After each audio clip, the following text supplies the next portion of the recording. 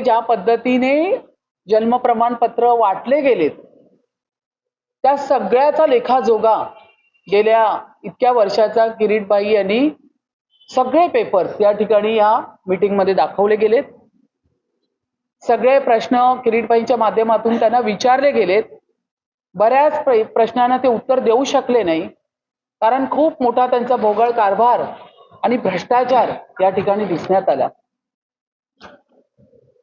जवळपास आतापर्यंत जेवढे पेपरवर्क वरती दाखवले गेलेत तर 237 अशा पद्धतीचे बोगस जन्म प्रमाणपत्र मुंबई महानगरपालिकेच्या माध्यमातून त्यांना दिले गेले होते, जे त्यांनी कॅन्सल केले हे मान्य केलं।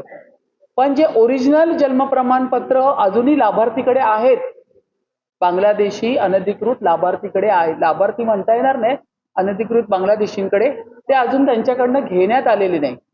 पण आता त्यांनी असं सांगितलं की महिन्याभरामध्ये आम्ही त्या ठिकाणी जाऊन ते पत्र घेण्याचं काम करतो। पण त्यामध्ये डॉक्टर किरीट सोमय्या यांनी सांगितलं की तुम्ही ज्यांना ही जन्म प्रमाणपत्र दिली आहेत त्याच्यामध्ये काही लोक अस्तित्वातच नाहीयेत।